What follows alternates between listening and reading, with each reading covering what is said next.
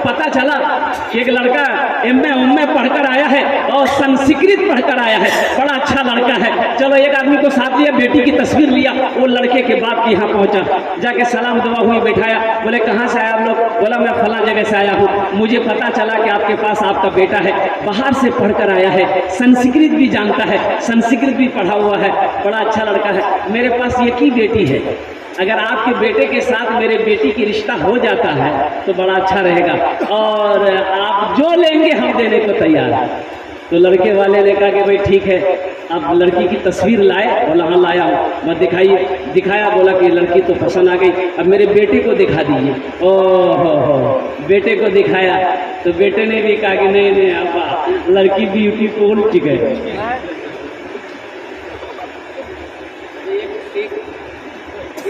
ये भी कर रहे हैं, हमारा नौजवान कर रहा है कि जिस लड़की से अभी बातचीत ही सिर्फ चली है, अभी निकाह नहीं हुआ, सिर्फ बातचीत चली है, छेका मंगनी जो बोलते हैं लोग अपने भाषा में, अभी मंगनी हुई है या छेका हुआ जो भी हुआ है, इसी के दरमियान में निकाह कब है? तो वही 2-4-5 महीने के बाद निकाह होगा।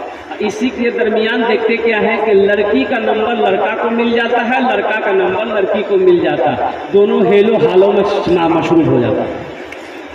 जायज़ है? तो भाई बोलो जायज़ है? नहीं, तो खराब है। वो लड़की अभी तुम्हारी बीवी नहीं है, बीवी से बात करो सवाब है, लेकिन अभी तो वो आपकी बीवी नहीं है, वो गैर महरम लड़की है, उससे बात करने में तुम्हें गुनाह होगा। इसलिए नौजवानों, इस गुनाह से भी बचना, जब तक निकाह ना हो जाए उस लड़की से बात करना तुम्हारे लिए हराम है। इंशाअल्लाह अमल करोगे मेरे बच्चों? इंशाअल्लाह अमल करोगे? इस गुनाह से भी बचना। अजी दूसरी बात, ये लड़का बोला कि भाई मुझे पसंद है, कोई दिक्कत नहीं। तो लड़की वाला बड़ा खुश हुआ कि मेरी लड़की को सेलेक्ट कर लिया गया है, मेरी लड़की को पसंद कर लिया है, बाप ने भी पसंद कर लिया, बेटे ने भी पसंद कर लिया। अजी देखिए, जिस लड़की से निकाह करो उसको एक झलक देखना, शरीयत ने इजाज़त दिया है कि उस लड़की को एक झलक देख सकते हो। लड़की साहब शादी करना चाह रहे हैं, एक झलक आप उसको देख सकते हैं, झलक देखना। लोग माने ही उल्टा करते हैं। भाई उलमा फरमाते हैं कि बीवी को ना मारो,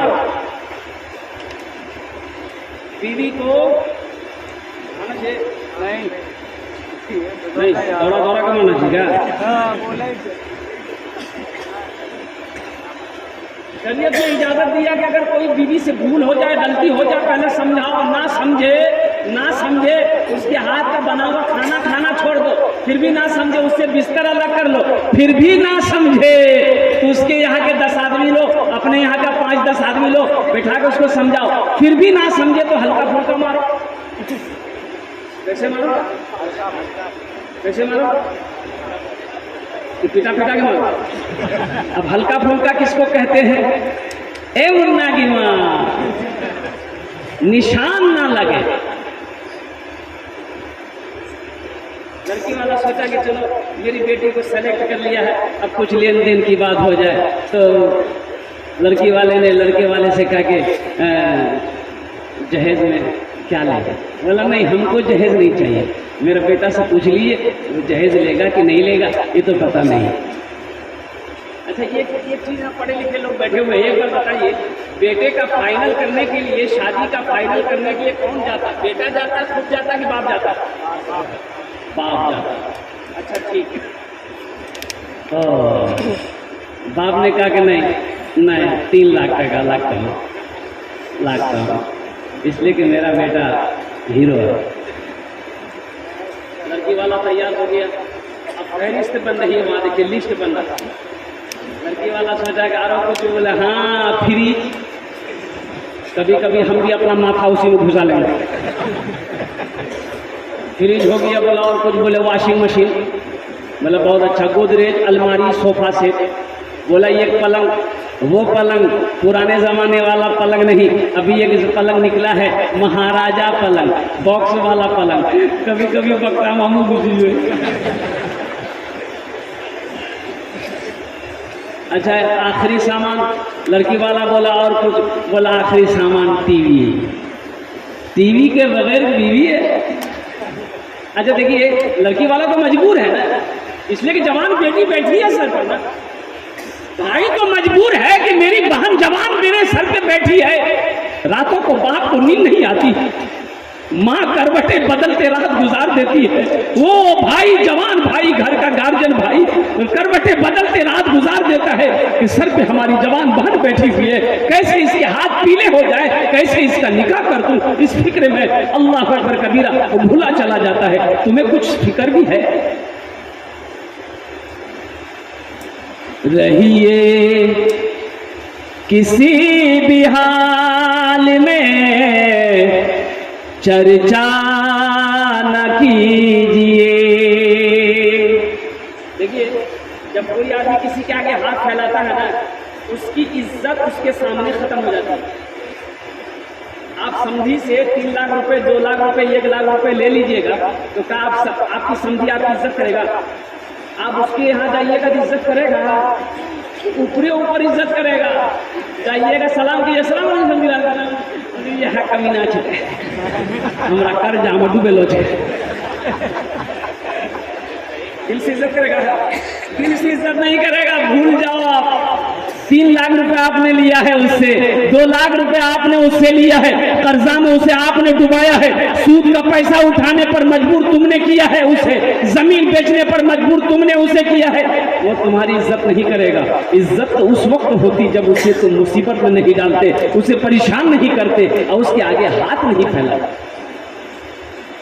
रहिए किसी भी हाल में चर्चा न कीजिए, खुद को किसी के सामने, खुद को किसी के सामने रुसवा न कीजिए। रहिए किसी भी हाल में चर्चा न कीजिए, घर में जरूर लाइए बेटी गरीब की। आज तो हम लोगों ने गरीब की बेटियों को अल्लाह अकबर कबीरा निकाह में लाने का ही छोड़ दिया। यतीम का मकाम क्या है? गरीब, एक बात याद रखना, अल्लाह के रसूल सल्लल्लाहु अलैहि वसल्लम इरशाद फरमाते हैं कि गरीब अमीरों से, दौलतमंद से 500 साल पहले जन्नत में जाएगा। कितने साल पहले जाएगा?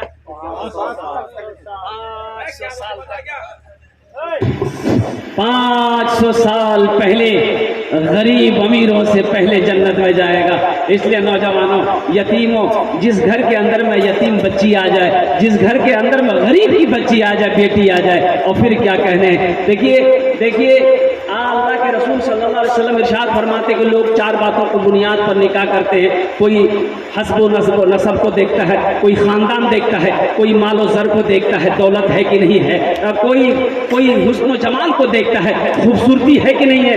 ओहो, तुम दीनदारी को तरजीह दो, तुम दीनदारी देखो। जिस लड़की के अंदर में दीनदारी हो, जिस लड़की के बाप के अंदर में दीनदारी हो, जिस घर के अंदर में दीनदारी हो, उस घर के अंदर में रिश्ता करो। इंशाअल्लाह कुछ नहीं मांगो, निकाह करके उस बच्ची को अपने घर में लाओ। इंशाअल्लाह अगर तुमने नबी के सुन्नत के मुताबिक निकाह किया है, नौजवान सुनो, उस बच्ची की कदम तुम्हारे घर में पड़ेगा, अल्लाह तेरे घर को जन्नत बना दे।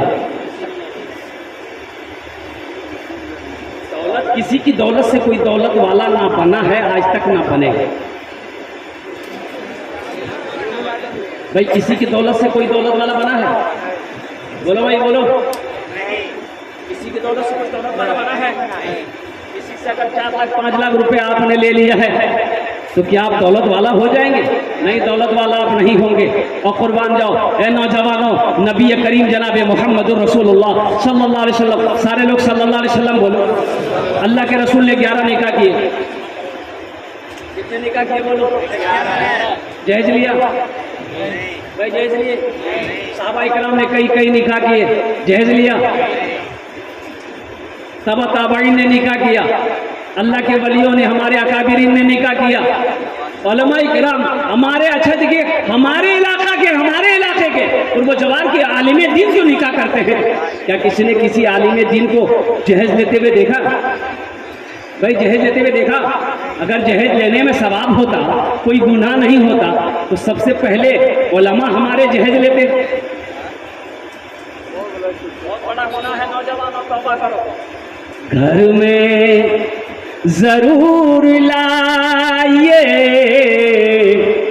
बेटी गरीब की, घर में जरूर लाइए बेटी गरीब की, लेकिन किसी गरीब से सौदा न कीजिए, रहिए किसी भी हाल में चर्चा न कीजिए, खुद को किसी के सामने रुसवा न कीजिए, रहिए किसी भी हाल में चर्चा न कीजिए।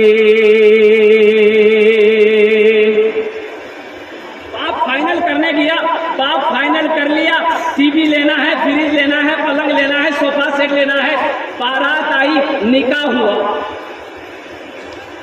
निकाह हो गया, लड़का दुल्हन को लेके निकला, बाराती निकले, एक गाड़ी आई जहेज के लिए। अच्छा ये गाड़ी जहेज के लिए अकेली गाड़ी होती, वो बड़ा खाली जहेज एक सामान जो पलंग लोड हुआ, कुर्सियाँ लोड हुई, जितने भी सामान था वो सब लोड हो गया, गाड़ी स्टार्ट। अब वो लड़के के घर में गाड़ी पहुंच गई, सामान उतर रहा, सामान उतर गया। अब जरा ईमानदारी के साथ बताइएगा, पलंग उतरा है, वो पलंग कहाँ लगेगा? बाप के रूम में लगेगा या बेटा के रूम में लगेगा? बेटा के रूम में, हाँ बेटे के रूम में लगेगा ना। मांगा कौन है बताइए? बुद्धि देखो, आदमी देख कितना होशियार है। देखिएगा एक ज्यादा होशियार आदमी कभी कभी गड्ढे में जाता है। एक आदमी को पटना जाना था, भागलपुर में ट्रेन में चढ़ा, पटने वाली ट्रेन में इतनी भीड़ थी कि खड़े होने की जगह नहीं थी। आदमी बड़ा चालाक था, शाम का समय है, लाइट कम है डिब्बे में, तो आदमी बोला कि इस तरीके से वो पटना कैसे पहुंचेगा, ये तो खड़ा होने की जगह नहीं। बोला यहाँ दिमाग हमको लगाना। वो चिल्लाया सांप सांप सांप सांप सांप। अब वो सांप सांप चिल्लाया तो पूरे डब्बे में हरकम मच गई। कोई उसको ढकेल रहा, कोई उसको ढकेल रहा, कोई दरवाजा से निकल रहा, कोई खिड़की से निकल जाता। बोला सांप के भैया कल जो कलकत्ता आई बमने चल रहे। देखते देखते पूरा डिब्बा खाली हो गया। ये आदमी सोचा क्या, पहले पैर रखने की जगह नहीं थी, अभी पूरे डिब्बे खाली हो गए। बैग खोला, चादर निकाला, सिर पे बिछाया, एक चादर उठ के सो गया। क्या हम पटना आराम से पहुंच जाएगा। नींद आ गई, सुबह आँख खुली, चाय वाले ने आवाज़ लगाई, चाय पी लो चाय पी लो। चाय वाले को बोला इधर आओ, चाय पिलाओ। अब बताओ कि गाड़ी पटना पहुंच गई। तो चाय वाला बोला कि पटना ये तो भागलपुर जिले। बोला भागलपुर, रात को हम पटना वाली गाड़ी में बैठे थे। बोला नहीं, गाड़ी तो सही बैठ पकड़े थे आप, लेकिन एक आदमी इस डिब्बे में सांप देख लिया था, इसलिए कोई पैसेंजर चढ़ने नहीं मांग रहा था। ये बात रेलवे महकमा को पता चल गया, इस डिब्बे में सांप घुस गया, कोई पैसेंजर चढ़ने नहीं मांग रहा है। तो वहाँ से वो ऑर्डर दिया, इस डिब्बे को छांट करके भागलपुर में छोड़ दो, बाकी डिब्बा लेके पटना चले जाए।